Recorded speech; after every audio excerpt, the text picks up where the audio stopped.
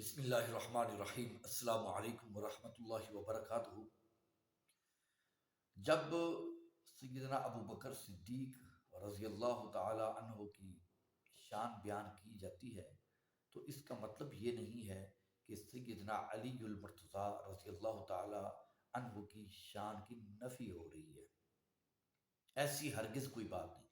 اسی طرح سیدنا عمر، سیدنا عثمان اور دیگر صحابہ کرام رضوان اللہ علیہم اجمعین کی جب بات ہوتی ہے تو اس کا مطلب یہ نہیں ہے کہ ہم اگر شان صحابہ بیان کر رہے ہیں تو اس کا مطلب یہ ہے کہ ہم اہل بیت کی شان کو نہیں مان رہے، ان کی شان کی نفی کر رہے ہیں۔ ایسی ہرگز کوئی بات نہیں ہے۔ یہ بیمار لوگوں کی ذہن کی ایجاد ہے، ٹھیک ہے؟ اس کا مطلب یہ نہیں ہے جب ایک ہستی کی شان بیان کی جا رہی ہو، اس کا مطلب یہ نہیں ہے کہ کسی دوسری ہستی کی شان میں کمی جو ہے وہ بیان کی جا رہی ہے یا اس کی شان کی نفی ہو رہی ہے۔ میں چند ایک دلائل دیتا ہوں۔ اللہ تعالیٰ نے مرسلین کا لفظ قرآن مجید میں 3 انبیاء علیہ السلام کے بارے میں استعمال کیا ہے۔ سیدنا الیاس علیہ السلام، سیدنا یونس علیہ السلام اور سیدنا لوط علیہ السلام، ان کے بارے میں فرمایا وَإِنَّ لُوطًا لَمِنَ الْمُرْسَلِينَ وَإِنَّ إِلْيَاسَ لَمِنَ الْمُرْسَلِينَ، اور پھر فرمایا وَإِنَّ يُونُسَ لَمِنَ الْمُرْسَلِينَ۔ یہ سورۃ الصافات کی آیات ہیں، آیت نمبر 123 ہے، 133 ہے اور 139 ہے۔ ان تینوں آیات میں اللہ تعالیٰ نے ان نبیوں کے بارے میں مرسلین کا لفظ استعمال کیا ہے۔ اور سورہ یاسین کے اندر اللہ تعالیٰ نے اپنے آخری نبی جناب محمد رسول اللہ صلی اللہ علیہ وآلہ وسلم کے بارے میں بھی یہ لفظ استعمال کیا ہے۔ فرمایا کہ اِنَّکَ لَمِنَ الْمُرْسَلِينَ۔ سورہ یاسین کی یہ آیت نمبر 3 ہے کہ بے شک آپ مرسلین میں سے ہیں۔ اب ان 4 انبیاء علیہ السلام کے بارے میں اللہ تعالیٰ نے یہ لفظ استعمال کیا ہے۔ اب میرا سوال یہ ہے کہ کیا باقی جو انبیاء علیہ السلام ہیں وہ مرسلین نہیں ہیں؟ وہ مرسلین میں سے نہیں ہیں؟ باقی جو رسل ہیں کیا وہ مرسلین میں سے نہیں ہیں؟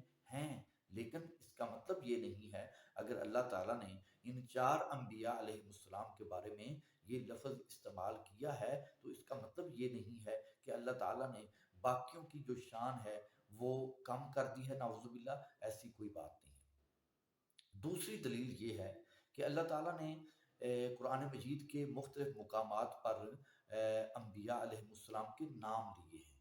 کبھی 2 کا نام لے لیا، کبھی 4 کا نام لے لیا، ٹھیک ہے؟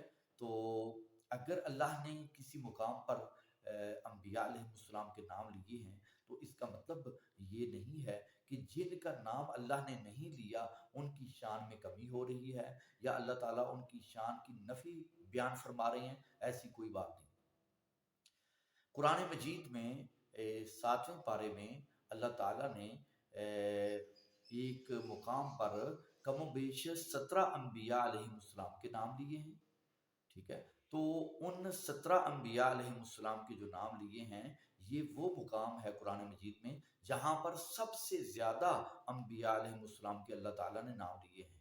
لیکن ان ناموں میں جناب ادریس علیہ السلام کا نام نہیں لیا اللہ نے، جناب ہود علیہ السلام کا نام نہیں لیا، جناب صالح علیہ السلام کا نام نہیں لیا، جناب شعیب علیہ السلام کا نام نہیں لیا، اور تو اور جناب محمد رسول اللہ صلی اللہ علیہ وآلہ وسلم کا نام بھی یہاں پر نہیں آیا۔ اور اسی طرح اور بھی کئی انبیاء علیہ السلام ہیں جن کے نام اللہ تعالیٰ نے یہاں پر نہیں لیے۔ تو کیا جن کے نام نہیں آئے کیا وہ فضیلت کے اعتبار سے کم ہیں؟ نہیں، نبی محمد رسول اللہ صلی اللہ علیہ وآلہ وسلم کا مقام و مرتبہ تو سب سے زیادہ ہے۔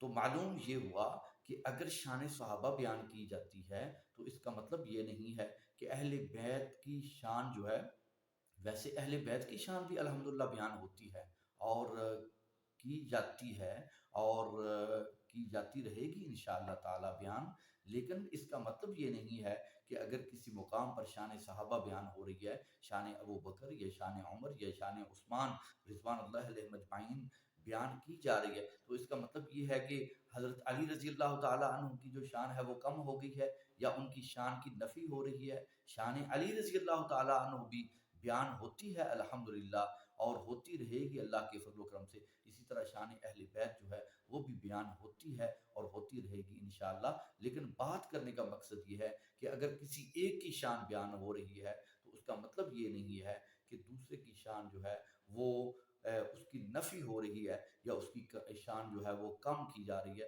اللہ تعالیٰ سے دعا ہے اللہ تعالیٰ ہمیں سمجھنے کی توفیق عطا فرمائے، آمین۔ والسلام علیکم ورحمۃ اللہ وبرکاتہ۔